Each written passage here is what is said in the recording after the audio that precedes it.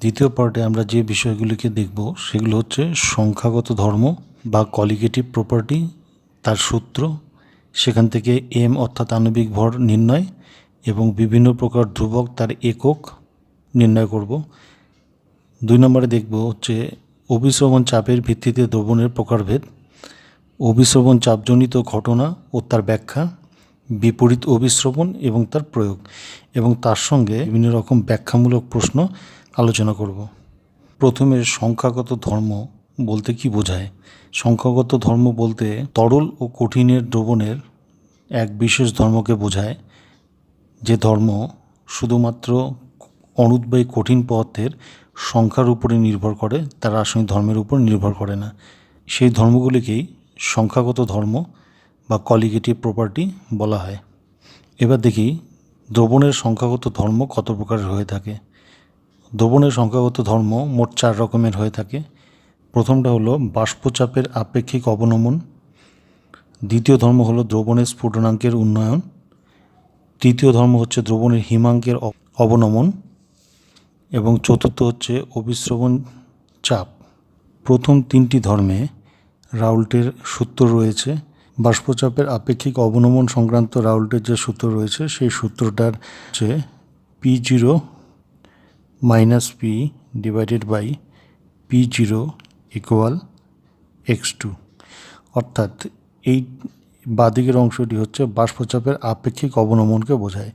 P0 হচ্ছে বিশুদ্ধ দ্রাবক তার বাষ্পচাপ, P হচ্ছে দ্রবণের বাষ্পচাপ, তাহলে P0 - P হচ্ছে বাষ্পচাপের পরিবর্তন বা বাষ্পচাপের হ্রাস।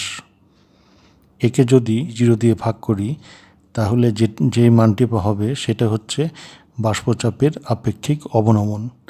রাউল্টের সূত্র বলে যে বাষ্পচাপের আপেক্ষিক অবনমন ইহা দ্রাব তার মোল ভগ্নাংশের সমানুপাতি হবে। ঠিক আছে, সেই সূত্র থেকে আমরা এই ইকুয়েশনটি পেলাম। তাহলে এটাকে ইকুয়েশন নাম্বার 1 দিচ্ছি। এবার আমরা যেটা করব, এই যে রাউল্টের সূত্র থেকে দ্রাবের এম অর্থাৎ তার আণবিক গুরুত্ব বা আণবিক ভর সেটা নির্ণয় করব। একটা জিনিস খেয়াল রাখবে যে আণবিক গুরুত্ব যেটা নির্ণয় করব সেটা 2টি কন্ডিশনে আমরা নির্ণয় করব। এক হচ্ছে যদি গাঢ়ত্ব কম হয় দ্রাবের, সেই ক্ষেত্রে আণবিক ভরের সমীকরণ একরকম হবে। আবার যদি গাঢ়ত্ব যদি বেশি হয়ে থাকে তাহলে কিন্তু সেই ক্ষেত্রে আণবিক ভরের সমীকরণটি আলাদা হবে। আমরা এই ইকুয়েশনটাকে মাদার ইকুয়েশন বলছি। এই ইকুয়েশনটা আমরা লিখে নিই P0 - P divided by P0, এটা হচ্ছে x2। ঠিক আছে, আচ্ছা, আমরা x2 মানে হচ্ছে মোল ভগ্নাংশ বলছি। তাহলে মোল ভগ্নাংশকে এর মানটা তাহলে কী হবে? N2 divided by N1 plus N2।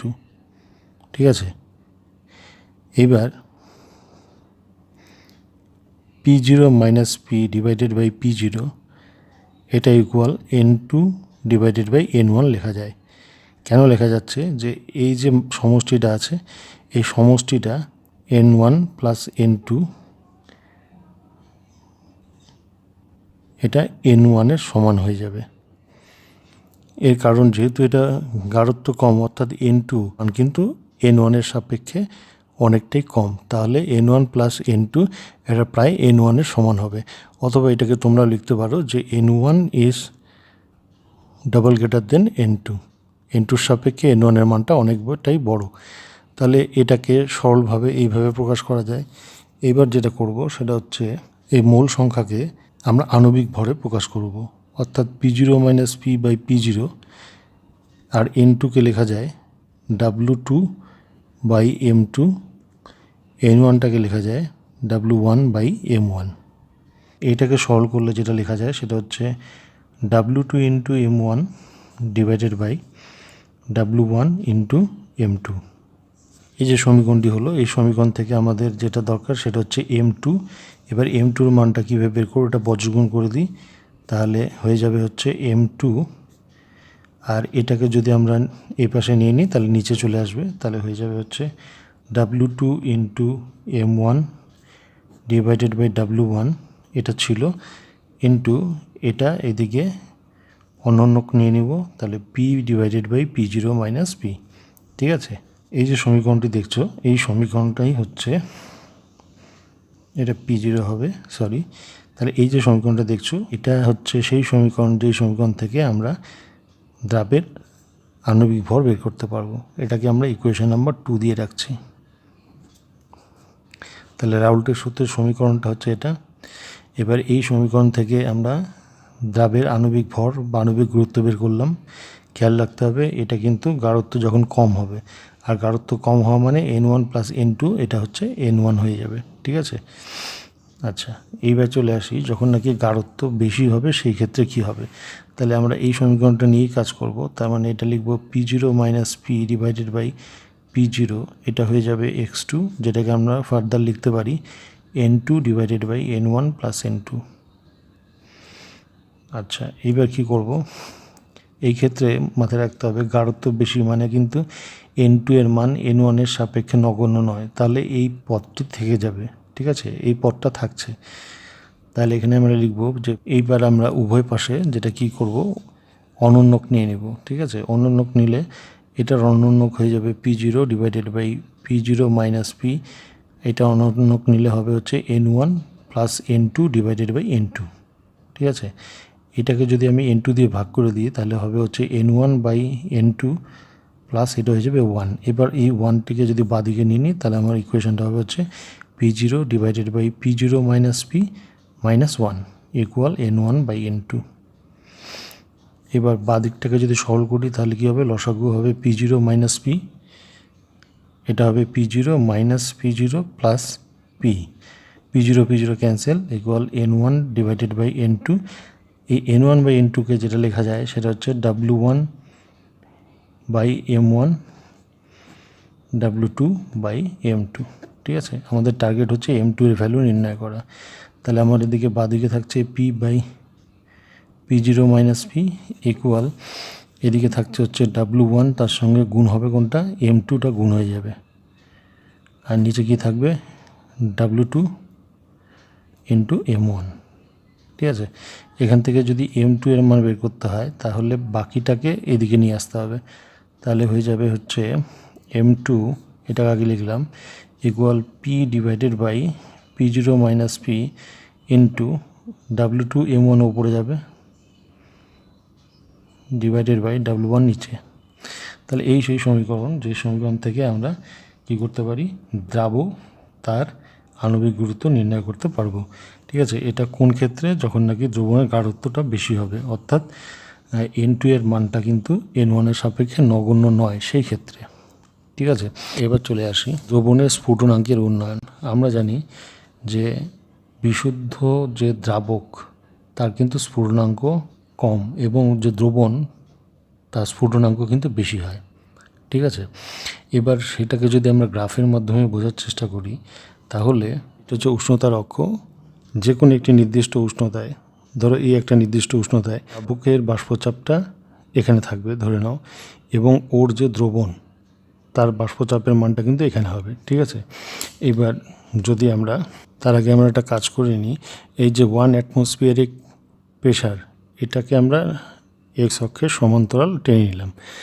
এই বাষ্পচাপটা যখনই 1 atm এর সমান হবে তখন সেটা স্ফুটনাঙ্কে পৌঁছে যাবে।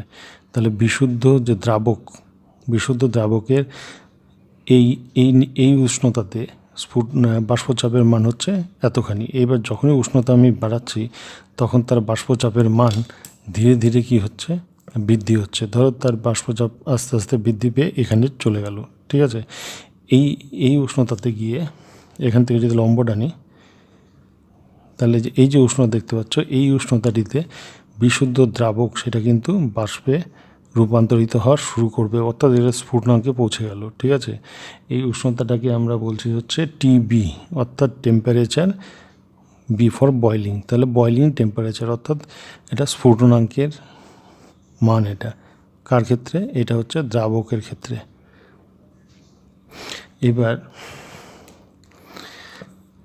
এই যে এই নির্দিষ্ট উষ্ণতাতে ওর যে দ্রবণ তার বাষ্পচাপটা তুলনামূলক একটু কম হবে।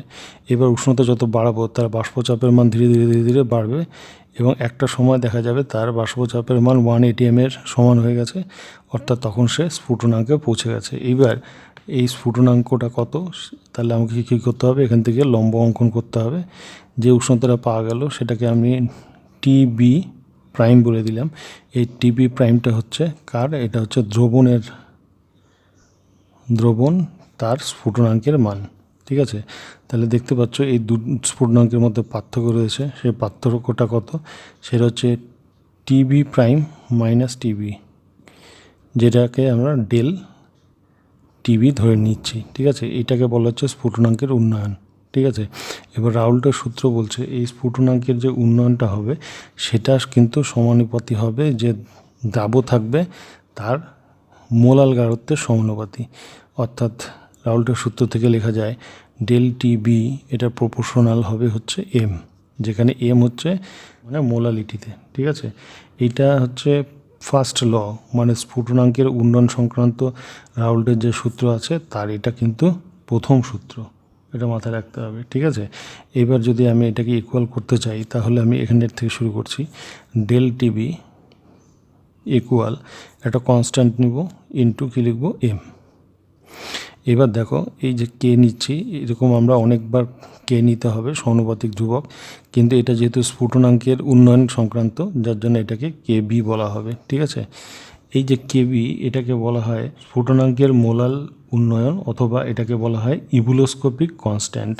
তাহলে কেবিটা কি, কেবি হচ্ছে ইবুলোস্কোপিক কনস্ট্যান্ট।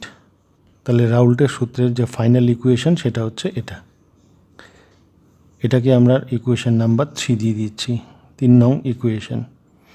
এবার আমাদের যেটা করতে হবে, এই যে কেবি নতুন একটা আমরা ধ্রুবক পেলাম, এই কেবির এককটা আমরা দেখব। তাহলে কেবি ইকুয়াল টু কী লিখতে পারি, del TB divided by M.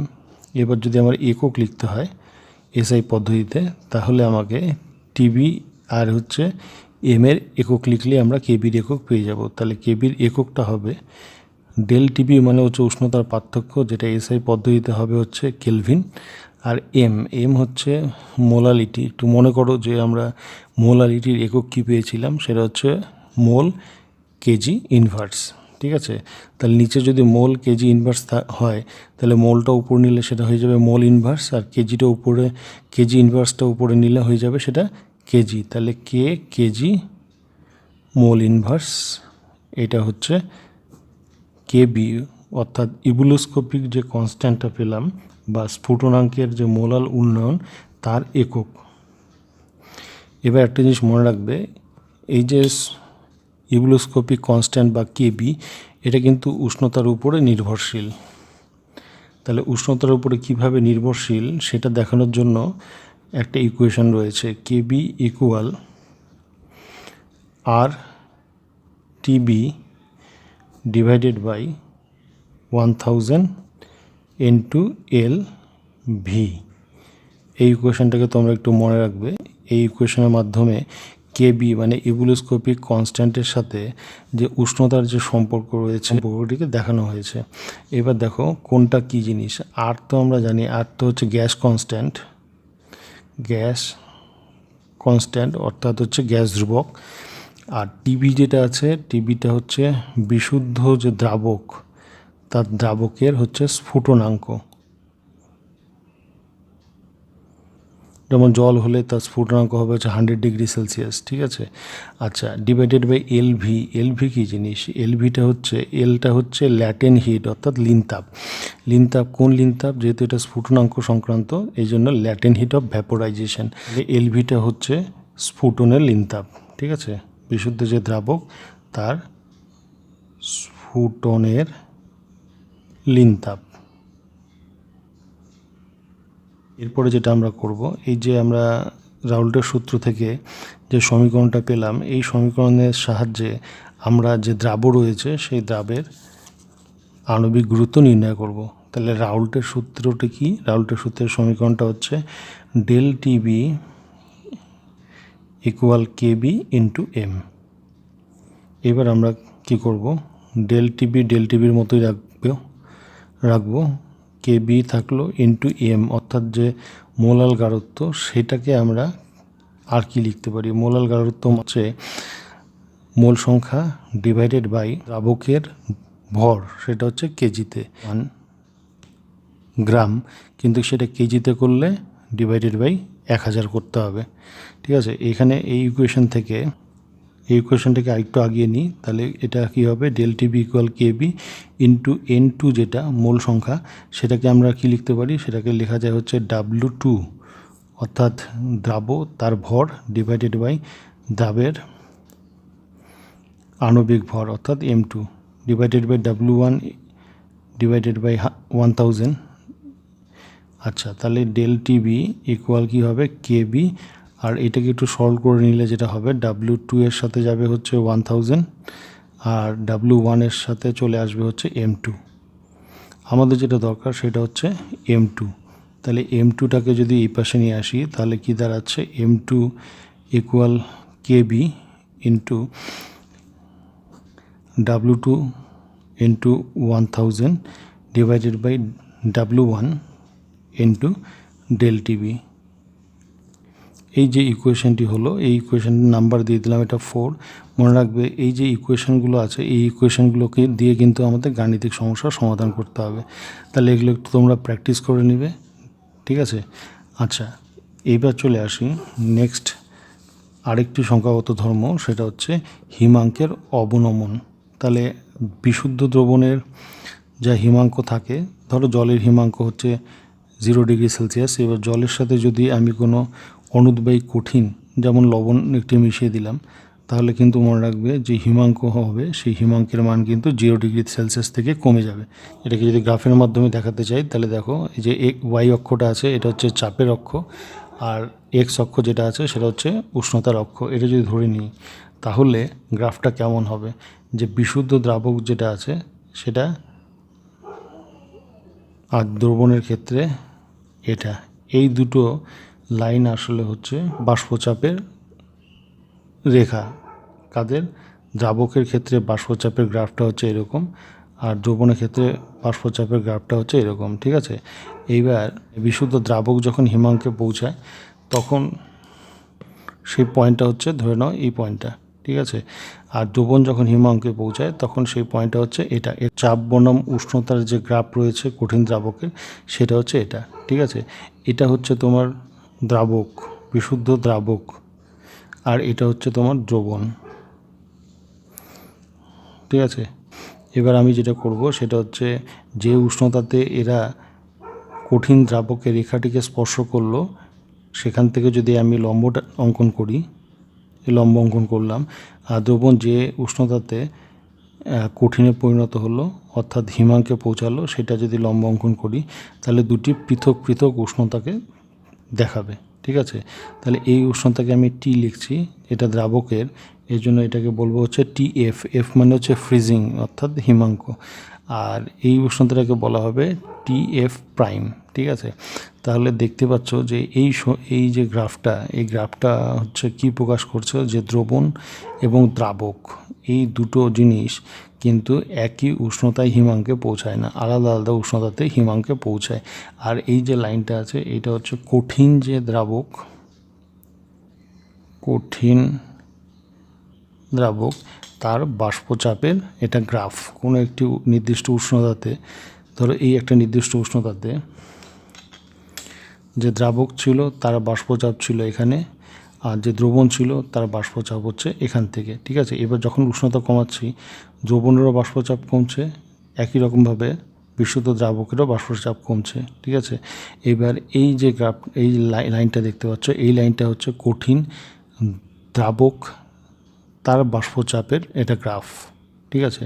তাহলে দ্রবণ কখন বা কোন উষ্ণতাতে কঠিন দ্রাবকের বাষ্পচাপের সমান হলো সেটা লম্ব অঙ্কন করলে একমাত্র জানা যায়। এই লম্ব অঙ্কন করে যে পয়েন্টটা পেলাম সেটা হচ্ছে দ্রবণের হিমাঙ্কের মান, যেটা হচ্ছে TF প্রাইম, ঠিক আছে। আবার দ্রবণের ক্ষেত্রে TF, এই দুটো উষ্ণতা দেখা গেল। এইবার এই দুই যে উষ্ণতার যে পার্থক্য, এটা দুটো তো নিশ্চয়ই একই উষ্ণতা না, এই যে উষ্ণতার পার্থক্য যেটাকে আমরা কি বলবো, ডেল TF, ঠিক আছে। অর্থাৎ উষ্ণতার যে পার্থক্য হলো বা হিমাঙ্কের মানটা যে কমে গেল, দ্রাবকের ক্ষেত্রে হিমাঙ্কের মান যা, দ্রবণের ক্ষেত্রে হিমাঙ্কের মান কিন্তু তার থেকে কম। তাহলে এই যে হিমাঙ্কের যে অবনমন ঘটলো সেই সংক্রান্ত রাউল্টের যে সূত্রটি আছে সেই সূত্রটা এখন একটু লিখি। রাউল্টের সূত্র বলছে যে ডেল টি এফ অর্থাৎ হিমাঙ্কের যে অবনমন ঘটবে সেটা সমানুপাতি হবে কার সঙ্গে, মোলাল গারত্বের সমানুপাতি হবে। ঠিক আছে, তাহলে এখানেও আমি কি করব, একই রকমভাবে একটা ধ্রুবক নতুন ইন্ট্রোডিউস করব। তাহলে ডেল টি এফ সেটা কি হবে, কে এফ ইন্টু এম হবে। কেটা কি, কেটা ধ্রুবক, যেহেতু এটা হিমাঙ্কের ক্ষেত্রে তাহলে এফ লিখতে হবে ফ্রিজিং। ঠিক আছে, এই হচ্ছে রাউল্টের সূত্র দ্রবণের হিমাঙ্কের অবনমন সংক্রান্ত। এই সূত্রটিকে আমরা বা ইকুয়েশনটিকে আমরা 5 নম্বর দিলাম। এবার এই ইকুয়েশন থেকে আমরা কেএফ এর মান নির্ণয় করব। এই যে কেএফ দেখতে পাচ্ছ, এই কেএফটাকে বলা হয় হিমাঙ্কের মোলাল অবনমন, বা এটাকে কি বলা হয়, ক্রায়োস্কোপিক কনস্ট্যান্ট। তাহলে কেএফটা হচ্ছে ক্রায়োস্কোপিক কনস্ট্যান্ট, এটার মান হবে হচ্ছে del TF divided by M. এবার দেখব এর একক কি হবে, এসআই পদ্ধতিতে এর একক। তাহলে এসআই পদ্ধতিতে এর একক হবে ডেল টিএফ এর একক তো কেলভিন, আর এম এর এককটা কি হবে, এম এর একক এর আগেই দেখেছিলাম, এটা যেটা হবে সেটা উপরে নিলে হবে হচ্ছে কেজি মোল ইনভার্স। তাহলে কি দেখতে পাচ্ছি আমি, কেবি অর্থাৎ ইভুলোস্কোপিক কনস্ট্যান্ট যা একক পেলাম, আর এখানে ক্রায়োস্কোপিক কনস্ট্যান্ট যা একক পেলাম, দুটো এককই কিন্তু সেম। এরপর আরেকটা গুরুত্বপূর্ণ জিনিস দেখতে হবে, এই যে কেএফটা আছে, এই কেএফ কীভাবে উষ্ণতার উপর নির্ভর করে বা এর মানটা কী করে নির্ণয় করা যায় সেই সংক্রান্ত একটা সূত্র আছে। সেই সূত্রটা হচ্ছে R T F square divided by 1000 into L F. এই যে সমীকরণটা দেখতে পাচ্ছ, এটা দিয়ে আমরা কেএফ এর মান অর্থাৎ ক্রায়োস্কোপিক কনস্ট্যান্টের মান নির্ণয় করতে পারবো, যেখানে আর ঠিক আগের বারের মতো গ্যাস ধ্রুবক, টি এফটা হচ্ছে উষ্ণতা, কোন উষ্ণতা, হিমাঙ্ক বলা হচ্ছে, এটা তার মানে বিশুদ্ধ যে দ্রাবক রয়েছে তার হিমাঙ্কের মান, ডিভাইডেড বাই 1000 ইন্টু এলভি। এলটা হচ্ছে ল্যাটেন্ট হিট অর্থাৎ লিনতাপ, কোন লিনতাপ, এটা হচ্ছে ফ্রিজিং পয়েন্টের অর্থাৎ হিমাঙ্কের লিনতাপটা। ঠিক আছে, তাহলে এখানে এই দুটোর মধ্যে কিন্তু একটা মিল রয়েছে। কেবি আর কেএফ এর যে ইকুয়েশন দুটো আছে সেটার মধ্যে শুধুমাত্র পার্থক্য কি, উষ্ণতা যেটা আছে সেটা হচ্ছে কেবির ক্ষেত্রে টিবি হবে আর কেএফ এর ক্ষেত্রে টিএফ হবে। ঠিক আছে, আচ্ছা আমি এখানে একটা জিনিস লিখতে ভুলে গেছি, সেটা হচ্ছে কেবি স্কোয়ার হবে এটা। ঠিক আছে, আর দেখো নিচে যেটা আছে 1000 ইন্টু এলভি এটা, আর এখানে হচ্ছে 1000 ইন্টু এলএফ। তাহলে এলভি হচ্ছে ল্যাটিন হিট অফ ভ্যাপোরাইজেশন, আর এলএফটা হচ্ছে ল্যাটিন হিট অফ ফিউশন অর্থাৎ হিমাঙ্কের ক্ষেত্রে যে লিনতাপ। তাহলে এটুকু বোঝা গেল। তাহলে এই ইকুয়েশনটাকে আমরা এক কাজ করি, নতুন একটা ইকুয়েশন, এটাকে আমরা 6 নম্বর ইকুয়েশন দিয়ে দিলাম। এইবার রাউল্টের যে সূত্র আছে হিমাঙ্কের অবনমন সংক্রান্ত, এই সূত্র থেকে যে দ্রাব তার আণবিক ভরটা নির্ণয় করব। তাহলে আমাকে মাদার ইকুয়েশন যেটা লিখতে হবে সেটা হচ্ছে del TF equal KF into M. পরবর্তী স্টেপে আমরা কি করব, এম এর মানটা লিখব, কেএফ ইন্টু এম এর মানটা কি হবে, এম এর মান হচ্ছে N2 divided by W1 by 1000। ঠিক আছে, অর্থাৎ দ্রাবক তার মোল সংখ্যা ডিভাইডেড বাই যে দ্রাবক রয়েছে তার কেজিতে প্রকাশিত তার ভর। এবার পরবর্তীতে N2ই হচ্ছে সেই, অর্থাৎ মোল থেকেই কিন্তু আমরা আণবিক ভরটা পাই। ঠিক আছে, মোলের সাথে আণবিক ভর একটা মিল আছে। N2 এর জায়গায় যেটা লিখতে পারি সেটা হচ্ছে W2 অর্থাৎ তার ভর ডিভাইডেড বাই ওর আণবিক ভর ডিভাইডেড বাই W1 বাই 1000। এটাকে আরেকটু সরল করে নিই, তাহলে KF into W2 into 1000 divided by W1 into M2 হয়। ঠিক আছে, তাহলে এবার M2টা আমার দরকার। তাহলে M2 মানে কি লেখা যায়, M2 equal KF into W2 into 1000 divided by W1 into এই যে টিএফটা ছিল ডেল টিএফ নিচে নেমে গেল। এটাকে দিয়ে দিচ্ছি ইকুয়েশন নাম্বার 7। ইকুয়েশনটা হচ্ছে দ্রাবের এম অর্থাৎ আণবিক গুরুত্ব সেটা নির্ণয়ের সমীকরণ। ঠিক আছে, তোমরা কিন্তু এগুলোকে একটু বাড়িতে প্র্যাকটিস করে নিবে। আর এগুলোর প্রতিটি ক্ষেত্রে আণবিক যে গুরুত্ব সেটা নির্ণয়ের ফর্মুলা বারবার প্র্যাকটিসের মাধ্যমে তোমরা মনে রাখো। পরীক্ষার সময় প্রতি বছরই যেটা হয় যে আণবিক গুরুত্ব নির্ণয়ে কিন্তু অঙ্ক থাকে। ঠিক আছে, এরপরে নেক্সট যেটা করব সেটা হচ্ছে অভিস্রবণ চাপ। অভিস্রবণ চাপও কিন্তু একটি সংখ্যাগত ধর্ম। এবার এটাতে যাওয়ার আগে একটু অভিস্রবণ চাপ সম্পর্কে একটু আমরা দেখে নিই। এই যে দেখতে পাচ্ছ ইউ আকৃতির একটি পাত্র রয়েছে। এই ইউ আকৃতির পাত্রে দুই বিপরীত বাহুতে কিন্তু দুই রকমের তরল নেওয়া হয়েছে। বাঁ দিকেরটা দেখতে পাচ্ছ এটা কিন্তু বিশুদ্ধ দ্রাবক, আর ডান পাশেরটা দেখতে পাচ্ছ সেই দ্রাবকে কোনো একটি দ্রাবক দ্রবীভূত করে একটা দ্রবণ তৈরি করা হয়েছে। এবার এই দুই প্রকার তরল রয়েছে তাকে একটি অর্ধবৃত্ত পর্দার মাধ্যমে পৃথক করা হয়েছে। এইবার কি হবে, যেহেতু এই দুই তরলের গাঢ়ত্ব ভিন্ন, বিশুদ্ধ দ্রাবকের গাঢ়ত্ব হবে হচ্ছে কম আর দ্রবণের গাঢ়ত্ব হবে কিন্তু বেশি। এবার কি হয়, আমরা যেটা অভিস্রবণ বলতে যেটা জানি যে কম গাঢ়ত্বের অণুগুলো বেশি গাঢ়ত্বের দিকে যাবে। অর্থাৎ এখানে দ্রাবকই হচ্ছে, দ্রাবকের যে অণুগুলো আছে সেই দ্রাবকের অণুগুলো কি হবে, দ্রবণের দিকে যাবে অর্ধবৃত্ত পর্দার মধ্য দিয়ে দ্রবণে প্রবেশ করে। এটিকেই বলা হয় অভিস্রবণ। তাহলে অভিস্রবণ কি, দুটি ভিন্ন গাঢ়ত্বের দ্রবণকে যদি অর্ধবৃত্ত পর্দা দ্বারা পৃথক করা থাকে তাহলে কম ঘনত্বের অণুগুলি অপেক্ষাকৃত বেশি ঘনত্বের দিকে ধাবিত হয় এবং কি হয়, উভয় দ্রবণ যতক্ষণ না পর্যন্ত একই গাঢ়ত্বে পৌঁছাচ্ছে ততক্ষণ পর্যন্ত এই প্রক্রিয়াটি চলতে থাকে। একেই বলা হয় অভিস্রবণ। এবার দেখব যে অভিস্রবণ চাপ বলতে কি বুঝি। তোমরা দেখতে পারলে যে কম গাঢ়ত্বের অণুগুলো বেশি গাঢ়ত্বের দিকে যাচ্ছে।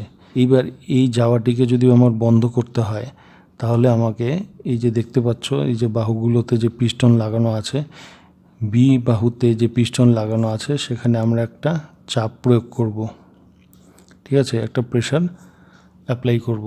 এই প্রেশার অ্যাপ্লাই করলে কি হবে, তখন এতটা মানে ন্যূনতম প্রেশার অ্যাপ্লাই করব যাতে কি হয়, এই যে দ্রাবক তার অণুগুলো যাতে এখানে না আসে। যে ন্যূনতম প্রেশারটা প্রয়োগ করলে দ্রাবকের অণুগুলো কম ঘনত্ব থেকে বেশি ঘনত্বে আসে না, সেই ন্যূনতম প্রেশার অর্থাৎ চাপ তাকেই বলা হয় অভিস্রবণ চাপ, যেটাকে নাকি পাই দিয়ে ডিনোট করা হয়। এবার আমরা জানব যে কম ঘনত্বের অণুগুলি বেশি ঘনত্বের অণুর দিকে কেন যায়।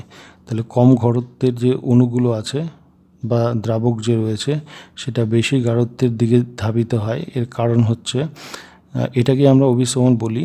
এবার যদি এর কারণ দেখা যায় তাহলে বলতে হবে যে অর্ধবৃত্ত পর্দার যে উভয় পাশে দ্রাবকের যে রাসায়নিক বিভব রয়েছে সেটা সমান করার জন্য দ্রাবক অণুর গমন ঘটে। অর্থাৎ এই অর্ধবৃত্ত পর্দার দুই পাশে যে দ্রাবক অণুগুলো রয়েছে তাদের রাসায়নিক বিভব অ্যাকচুয়ালি সমান নয়।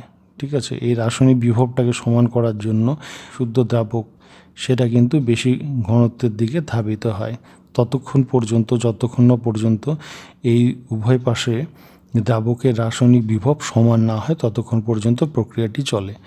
তাহলে আমরা বুঝলাম যে অভিস্রবণ কাকে বলে, অভিস্রবণ চাপটা কি, অভিস্রবণ কেন ঘটে। ঠিক আছে, এবার আমরা আসব যে অভিস্রবণ চাপ সংক্রান্ত ভ্যান টপের যে সমীকরণ আছে সেই সমীকরণ মূলত তিনটি, তার মধ্যে দুটি হচ্ছে সমীকরণ ভিত্তিক। তাহলে আমরা একটু দেখে নিব যে এটা কি।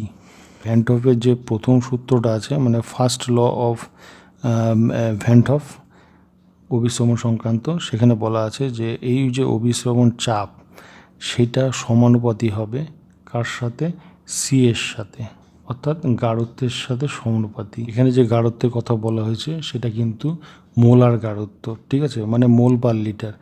এবার যে সেকেন্ড যে ইকুয়েশনটা আছে বা সূত্রটা আছে সেটা হচ্ছে উষ্ণতার সঙ্গে সম্পর্ক। অভিস্রবণ চাপ এটা কিন্তু উষ্ণতার সাথে সমানুপাতি হয়। তাহলে এই দুটো যদি ইকুয়েশনকে যদি আমি এক করে দিই তাহলে যেটা পাবো কি কি লেখা যায়, পাই প্রপোর্শনাল সিটি। ঠিক আছে, এবার একটা কনস্ট্যান্ট দিয়ে ইকুয়াল করি, পাই ইকুয়াল কে সিটি। পরবর্তীতে পরীক্ষা করে দেখা গেছে যে সি এবং টি এর বিভিন্ন মান বসিয়ে দেখা গেছে কে এর যেটা মান সেটা কিন্তু গ্যাসের ধ্রুবকের সঙ্গে সমান। তাহলে কেটাকে পরবর্তীতে আর দিয়ে রিপ্লেস করা হয়েছে, তখন ইকুয়েশনটা গিয়ে দাঁড়াচ্ছে পাই ইকুয়াল আর সিটি। তাহলে এই হচ্ছে সমন্বয় সূত্রটি ভ্যান টপ এর অভিস্রবণ চাপ সংক্রান্ত। তাহলে এই ইকুয়েশনটাকে আমরা ইকুয়েশন নাম্বার 8 দিয়ে দিলাম।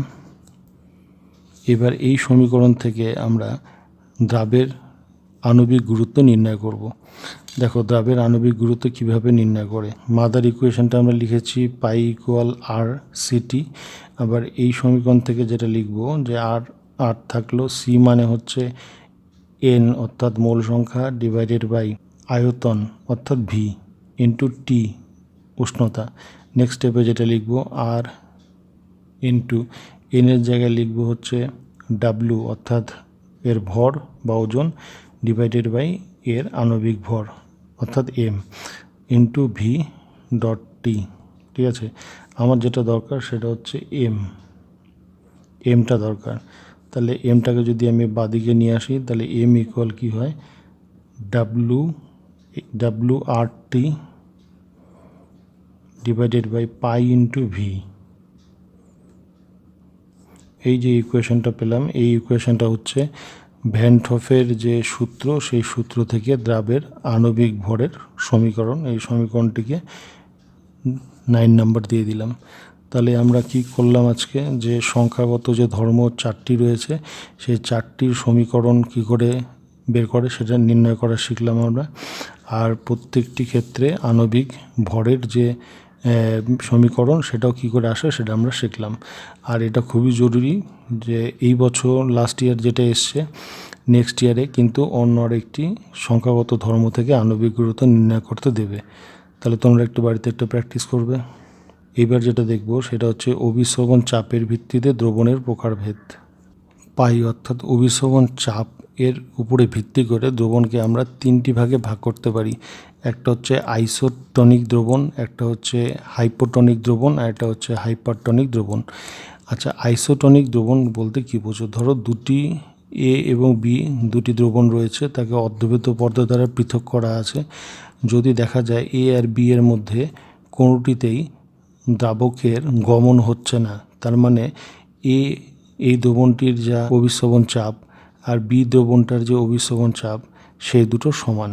ঠিক আছে, তাহলে অভিস্রবণ চাপ সমান বিশিষ্ট যে দ্রবণ সেই এ বি দ্রবণটাকে বলা হবে আইসোটনিক। হাইপোটনিক দ্রবণ হচ্ছে ধরে নাও দুটি দ্রবণ আছে, একটা হচ্ছে সি আর একটা হচ্ছে ডি। ঠিক আছে, এই দুটি দ্রবণের সি এর অভিস্রবণ চাপ হচ্ছে পাই সি আর ডি এর অভিস্রবণ চাপ হচ্ছে পাই ডি।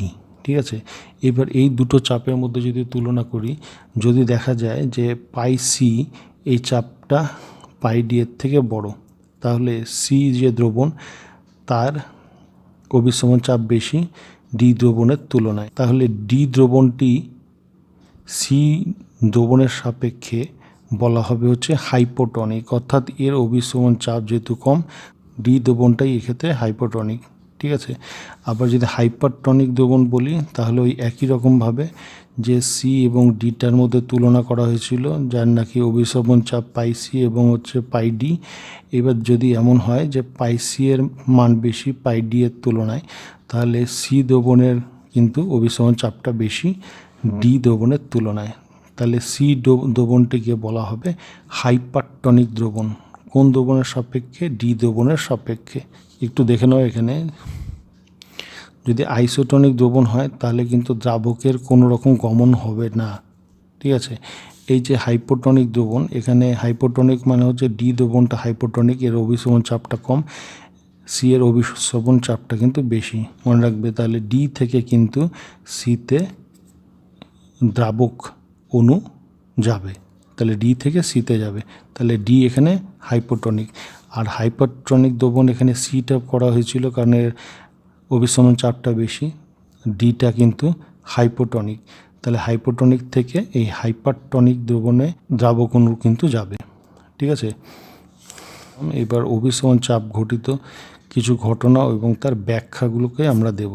ঠিক আছে, এখানে সেই কিছু ঘটনা বলা আছে, যেমন আরবিসি মানে রেড ব্লাড কর্পাসেলকে যদি 0.84% বেশি গাঢ়ত্বের মধ্যে রাখা হয় তাহলে কি হবে, তার থেকে কমের মধ্যে রাখলে কি হবে, বা 84% দ্রবণের গাঢ়ত্বযুক্ত দ্রবণের মধ্যে রাখলে কি হবে। যে রেড ব্লাড কর্পাসেল আছে অর্থাৎ লোহিত রক্তকণিকা, এটা তো একটা কোষ, এই কোষের তরল অংশ রয়েছে, তার যে অভিস্রবণ চাপ অর্থাৎ তার যা পায়ের মান, ঠিক আছে, সেটা কিন্তু 0.84% কোনো দ্রবণের যা অভিস্রবণ চাপ তার সঙ্গে সমান হবে। তাই আরবিসিকে 0.84% কোনো দ্রবণের মধ্যে রাখলে তাহলে আরবিসি কোষের সাথে দ্রবণটি হচ্ছে আইসোটনিক হয়ে যায়। সেক্ষেত্রে কিন্তু দ্রাবক সেটা দ্রবণ থেকেও কোষে ঢুকবে না বা কোষের থেকেও কিন্তু দ্রবণের মধ্যে আসবে না, তার মানে আরবিসিটা কিন্তু ঠিকঠাকই থাকবে। এবার যদি এমন হয় যে 0.84%-এর বেশি গাঢ়ত্বযুক্ত দ্রবণের মধ্যে আমি আরবিসিকে রাখা হয়েছে, তাহলে আরবিসিটা রয়েছে আরবিসি। এবার যে দ্রবণে রয়েছে সেটার পার্সেন্টেজ ধরে নাও 2% সেটা দ্রবণ, তাহলে এই আরবিসির তুলনায় এই যে দ্রবণটা রয়েছে ওর চারপাশে, সেই দ্রবণটা হচ্ছে হাইপারটনিক দ্রবণ, অর্থাৎ এই দ্রবণের গাঢ়ত্ব বেশি। তাহলে আমরা কি জানি, কম ঘনত্ব থেকে বেশি ঘনত্বের দিকে দ্রাবকের অণুর সঞ্চালন ঘটে। তাহলে আরবিসির থেকে কিন্তু যে দ্রাবক অণুটা সেটা কিন্তু দ্রবণের মধ্যে চলে আসবে, দ্রবণের মধ্যে এখানে চলে আসবে। তাহলে কি হবে, আরবিসি অণু যেটা সেটা সংকুচিত হয়ে যাবে। এরপরে দেখো, যদি আমরা উল্টো কাজটা করি, অর্থাৎ আমাদের কাছে আরবিসি রয়েছে, এবার আরবিসিকে এমন একটি পাত্রের মধ্যে রাখলাম যার মনে করো গাঢ়ত্ব 0.84% থেকে কম। সেই ক্ষেত্রে কী হবে, যে দ্রবণ রয়েছে সেখান থেকে দ্রাবক অণুগুলো আরবিসির মধ্যে যাবে, অর্থাৎ কম ঘনত্ব থেকে বেশি ঘনত্বের দিকে ধাবিত হবে। তাহলে কোষটা আছে সেটা আস্তে আস্তে ফুলতে থাকবে, একসময় সেটা ফেটে যাবে। ঠিক আছে, 0.84টাই হচ্ছে আইডিয়াল, যেটার মধ্যে আরবিসি থাকলে তার কোনো রকম পরিবর্তন ঘটবে না, যেহেতু আরবিসির কোষ রস যেটা রয়েছে সেখানেও কিন্তু তার অভিস্রবণ চাপের মান 0.84%, দ্রবণের অভিস্রবণ চাপের মানের সমান। নেক্সট আসি, উচ্চ রক্তচাপযুক্ত রোগীকে কম নুন খাওয়া উচিত কেন। যাদের নাকি রক্তচাপের মানটা বেশি সেই সমস্ত রোগীরা যদি নুন খায় তাহলে রক্তের মধ্যে নুনটা চলে আসবে। ঠিক আছে, যেমন ধরো নাও সোডিয়াম ক্লোরাইড আসলো, সোডিয়াম ক্লোরাইডের একটা অণু ভেঙে গিয়ে Na+ এবং Cl- আয়ন তৈরি করবে, তাহলে 1 মোল থেকে 2 মোল নতুন কিন্তু কণা তৈরি হয়ে গেল। ঠিক আছে, যেহেতু এটা সংখ্যাগত ধর্ম, তাহলে নুন খেলে কি হবে, অভিস্রবণ চাপটা বেড়ে যাবে, অর্থাৎ চাপ বেড়ে গেলে সে অসুস্থ হয়ে যাবে, যার জন্য উচ্চ চাপযুক্ত রোগীদের ক্ষেত্রে নুনটা কিন্তু কম খেতে বলা হয়। গলা যদি ব্যথা হয় তাহলে নুন জল দিয়ে আমরা সচরাচর কী করি, গার্গেল করি, এবং কেন করি এটা, যখন আমাদের গলা ব্যথা হয় তাহলে আমাদের গলার ভেতরের অংশে যে কোষগুলো রয়েছে সেই কোষগুলোর সোয়েলিং হয়, মানে স্ফীত হয়ে যায়। ঠিক আছে, এবার নুন জল দিয়ে যখন গার্গেল করব তখন গলার যে ভেতরে যে কোষগুলো রয়েছে সেখান থেকে দ্রাবক অণুগুলো চলে আসবে, নুন জলের মধ্যে চলে আসবে। ঠিক আছে, যেহেতু নুন জলের গাঢ়ত্বটা বেশি এবং গলার ভেতরে যে কোষগুলো রয়েছে তাতে অভিস্রবণ যে চাপটা রয়েছে কোষগুলির ভেতরের তরলের অভিস্রবণ চাপ কম হওয়াতে সেখান থেকে দ্রাবক অণুগুলো নুন জলে, অর্থাৎ যে জল দিয়ে আমরা গার্গেল করছি সেটাতে চলে আসবে। ঠিক আছে, তার ফলে গলা ব্যথাটা কিছুটা হলেও কম হবে। নেক্সট হচ্ছে, মাছ এবং মাংস সংরক্ষণ করার সময় আমরা নুন দেই, এর কারণটা কি। নুন যদি দিয়ে মেখে রাখি তাহলে অনেক সময় মাছ বা মাংসে যদি কোনো জীবাণু বা ব্যাকটেরিয়া লেগে থাকে তখন ওই নুন জলের সাপেক্ষে ব্যাকটেরিয়ার কোষের ভেতরে যে তরল রয়েছে তার অভিস্রবণ চাপটি কিন্তু কম। ঠিক আছে, অর্থাৎ তার গাঢ়ত্ব কম, তখন ওই ব্যাকটেরিয়ার দেহ থেকে কি হবে, জল বের হয়ে বাইরে চলে আসবে, অর্থাৎ ব্যাকটেরিয়া কোষটা সংকুচিত হয়ে যাবে এবং সেটা নষ্ট হয়ে যাবে। ঠিক আছে, তার জন্য সংরক্ষণ করার জন্য আমরা নুনটা ব্যবহার করি। এরপরে নেক্সট যেটা দেখব সেটা হচ্ছে প্রমাণ লবণ, অর্থাৎ স্ট্যান্ডার্ড যেটা স্যালাইন ওয়াটার, লবণ জল, সেটা 0.84% সোডিয়াম ক্লোরাইডকে কেন বলে। একটু আগে আমরা দেখলাম যে আমরা যখন স্যালাইন দেওয়া হয় রোগীকে, তখন যে স্যালাইন ওয়াটার বোতল যেটা আছে সেই বোতলে সোডিয়াম ক্লোরাইডের পার্সেন্টেজটা কিন্তু 0.84% রাখা হয়। এর কারণটা হচ্ছে 0.84% নুন জল যদি আমাদের শরীরের মধ্যে মানে রক্তের মধ্যে যদি মেশে, তাহলে আরবিসি যে কণিকা রয়েছে সেই কণিকার যে অভিসরণ চাপ এবং 0.84% সোডিয়াম ক্লোরাইডের যে অভিসরণ চাপ সেটা সমান হয়, যার ফলে আরবিসি কোষের কোনো রকম পরিবর্তন ঘটে না, ঠিকই থাকে। আর সোডিয়াম ক্লোরাইডটা দেওয়া হয় কেন সেটা জানো, যে আমাদের ডিহাইড্রেশনের সময় যে ইমব্যালেন্সটা তৈরি হয় সেই ইমব্যালেন্সটা রক্ষা হয় সোডিয়াম ক্লোরাইডের মাধ্যমে। এবার আমরা লাস্ট যে বিষয়টি দেখব সেটা হচ্ছে বিপরীত অভিস্রবণ এবং তার প্রয়োগ। ন্যূনতম যে পরিমাণ চাপ প্রয়োগ করলে বিশুদ্ধ দ্রাবক বা কম গাঢ়ত্বযুক্ত দ্রবণ থেকে দ্রাবক অণু সঞ্চালনকে বন্ধ করার জন্য যে ন্যূনতম চাপ দেওয়া হয়েছিল সেটি হচ্ছে অভিস্রবণ চাপ। ঠিক আছে, এবার যদি আমি চাপের মানটিকে যদি আমি পায়ের থেকে অর্থাৎ অভিস্রবণ চাপের থেকে যদি বাড়িয়ে দিই তাহলে কি হবে, তাহলে উল্টো জিনিসটা হবে যে বেশি গাঢ়ত্বের যে দ্রবণটা রয়েছে সেই দ্রবণ থেকে দ্রাবক অণুগুলো কম গাঢ়ত্বযুক্ত দ্রবণের মধ্যে দিকে সঞ্চালিত হয়। এই যে ঘটনা, এই ঘটনাটাকেই বলা হয় বিপরীত অভিস্রবণ। এটার যে প্রয়োগ রয়েছে সেটা কি, ধরো এটা সমুদ্রের জল যা খুবই নোনা, অর্থাৎ সেখানে লবণের পরিমাণটা খুব বেশি। এবার সেটাকে যদি আমি উচ্চ চাপে রাখি, অর্থাৎ এর অভিস্রবণ চাপের থেকে যদি বেশি চাপ প্রয়োগ করি, তাহলে এই বেশি লবণাক্তযুক্ত জলের থেকে দ্রাবক অর্থাৎ বিশুদ্ধ জল সেটা কিন্তু চলে আসবে, এই বিশুদ্ধ দ্রাবক অর্থাৎ জলের এখানে চলে আসবে। ঠিক আছে, তাহলে একটা ভালো প্রয়োগ আমরা শিখলাম যে সমুদ্রের জল থেকে বিশুদ্ধ জল যদি আমাদের বের করতে হয় তাহলে আমাদের বিপরীত অভিস্রবণ করতে হবে। আজকে আমি যতখানি টার্গেট নিয়েছিলাম তার মধ্যে পুরোটাই আমি কভার করে দিয়েছি। ঠিক আছে, আশা করি ভিডিওটি ভালো লেগেছে। যদি ভালো লেগে থাকে তাহলে লাইক করবে এবং অবশ্যই সাবস্ক্রাইব করবে আর বন্ধুদের মধ্যে শেয়ার করবে। Thank you.